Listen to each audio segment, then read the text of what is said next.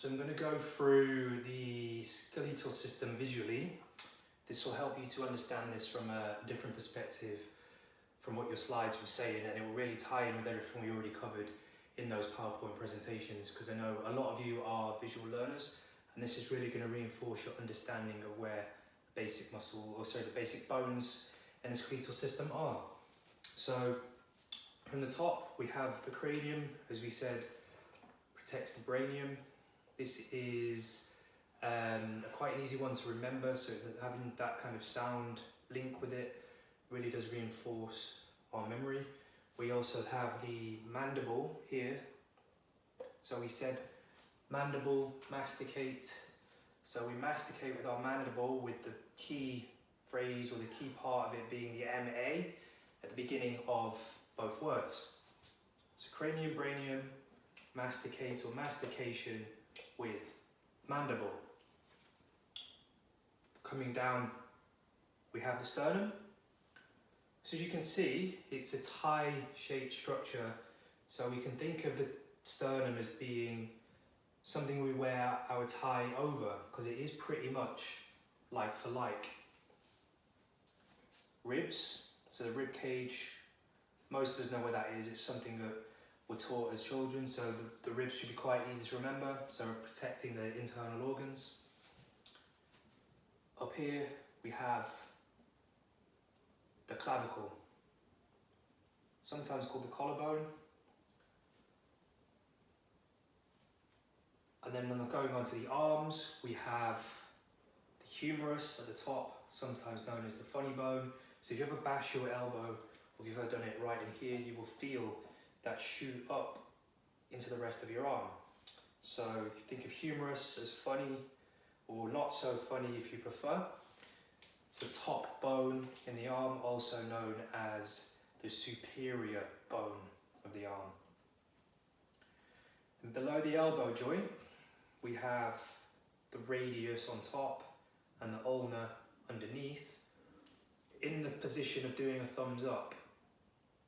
So thumbs up, ulna underneath. If you were to supinate your arm, your ulna is still the same place. If you were to pronate your arm, your ulna, as you can see here, isn't really going to change. It's the bone that is still underneath the radius. Coming to the wrists, carpals. So we drive a car with our carpals. Okay, nice easy way to remember it. The word meta, we said, is extension. So metacarpals in here. And we have the phalanges at the end for the fingers. So you could think of this as fingers with a PH. Phalanges. So that's the upper body from the front. To recap, cranium, brainium, mandible for mastication, sternum, wear a tie over your sternum, clavicle, C for collarbone, humerus, the funny bone, radius, the bone on top because the ulna's underneath, drive a car with your carpals, metacarpals, meta is an extension of your carpals, and phalanges, fingers with a PH. Okay, so now we've got the pelvis, or the pelvic girdle here. The pelvic girdle is made up of three parts. The ilium, this big flat bone that almost looks like elephant ears, as you can see. You have the ischium, which are where these holes are, or like eye-shaped structures, so you can think of it as elephant eyes. And you have the sacrum. So it's almost like an elephant trunk. Collectively they make the pelvic girdle, and the way to remember pelvis is through this motion. So I got taught this, and a lot of people quite like this reference because it really helps them to remember. If you know who Elvis Presley is, he used to sing by shaking with his hips. And the way to remember Pelvis is Pelvis Presley used to shake his hips. Okay, if you're not sure who Elvis is, if you look back into popular music and have a bit of a Google search, you'll know exactly what I mean. This reference might be a bit more apparent for some of you who are a little bit older, because obviously it's been a long time since he was around.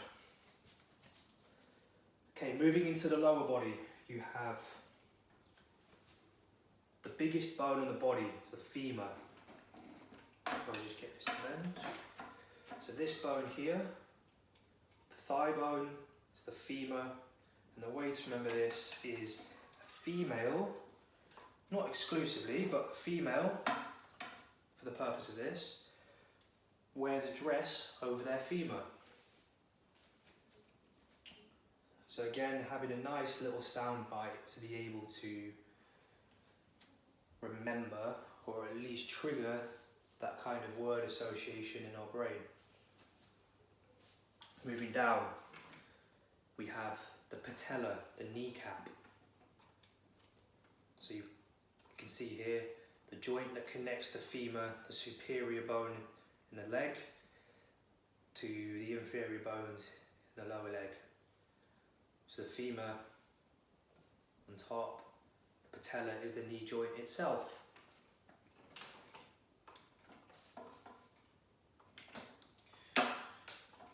Then, moving into the foot. So here, a little bit stiff, and my guy here, but the calcaneus is the ankle.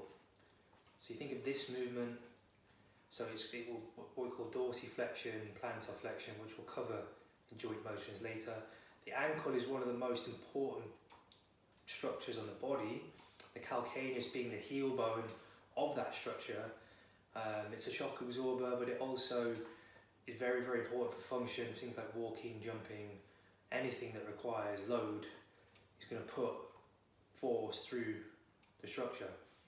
We'll cover the foot in more detail later in the course, but for now, the heel is the calcaneus. Within there, you have a number of bones in the foot. There's 26 bones in each foot. We're not going to go into them all right now. We're going to go into the groups. So, other than the calcaneus, you have the tarsals. So in the hand you have the carpals, which is like your wrist. The equivalent of that in the foot are your tarsals. These bony structures here. Then we have metatarsals, so an extension again of those tarsals. So if you follow sport, football in particular, you'll remember that Wayne Rooney broke his metatarsal before a major football tournament for England. I can't remember if it was the Euros or the World Cup. David Beckham broke the same thing. There was quite a prevalence of this for a while in football, because the way football boots started to become made about 10 years ago meant that there was not a lot of protection on the top, and if anyone came down and you were their studs at their full weight, you were at risk of breaking a bone. It's one of the most commonly broken bones in contact sport. On the end of that you have phalanges again. Solo is PH for fingers. Up there, phalanges is also your toes. So no PH for toes, but the way to remember phalanges is they are what we call the distal points of the body. So my guy Skelly here is in the anatomical position, hands like this, feet shoulder width apart. His phalanges are the furthest point away from the centre if we followed it. Or another way, if you're more visual, you put this up, his hands would be up here. So if his distal points are his fingers and his toes, his centre point, the proximal area, is the pelvis. So we think of pelvis as proximal in a standing position. Oops, bear with me a second.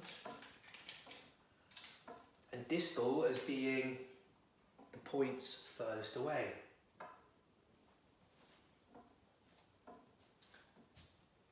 Hopefully that makes a little bit of sense from the anterior view. So just to recap the lower body, got ilium, elephant ears, ischium, elephant eyes, sacrum, trunk. Admittedly it's a little bit of an odd shape, but the frame is almost there. You then have the femur, so female wears a dress over their femur, patella, the knee. We have the tibia and the fibula. So the way to remember this is little fib. The smaller one is the fibula, the bigger one is the tibia, so tell a little fib. If you're not sure what that means, if English is your second language or you didn't grow up here, telling a little fib is what we used to say as children, is telling a little lie. So think of little fib as the smaller one. Calcaneus, tarsals, metatarsals, phalanges. And that's the anterior view. If I turn him round, gotta be careful, these things break very, very easily. Okay, so from the posterior view, remember posterior means behind. So here's the midline of the body, and with this you can all see the midline of the body because it's not imaginary now, we actually have a pole holding him up. So still see the cranium, cranium. Now we have the vertebrae. So cervical, there's 7 vertebrae in the cervical spine. So C1, C2, C3, 4, 5, 6, 7. You can see it stops where the first rib starts. Thoracic, we'll go into this a little bit more later. T-spine, so T1, 2, T3, T4, T5, T6, T7, T8, T9, T10, T11, T12. So it stops where the bottom rib stops. See here we've got a couple of floating ribs at the bottom. They're the ones that are most easily broken, so through impact, things like boxing as well, or in an event of a fall or something like a car crash, they're the ones that can often be broken in boxing. You have someone punching you through the side, so that would obviously be a vulnerable area in that respect. Got the sacrum and the coccygeal, which are fused down here. So 7 in the cervical, 12 in the thoracic, missed the lumbar, apologies, 5 in the lumbar, so L1, L2, L3, L4, L5, L for lower. Sacrum, think of it as protecting a sacred place. Coccygeal, tailbone, coccyx. So you ever landed on your tailbone, landing straight down, you might have felt that shock go up the rest of your spine. Obviously you can see the back of the ilium here as well, back of the ischium. And you've still got the same as before. Femur, patella from, can't see it, but patella, tibia, fibula, calcaneus. What we also have here is the scapula, shoulder blades, very important structure. There's 17 muscles that attach to the scapula, so when we go into your level 3 in particular, we'll cover that in a lot more detail, and that's really important for posture and function because the scapula allows for various movements at the shoulder joint. Whoops, not the best to do it with Skelly, so I'll just do it myself. Oh.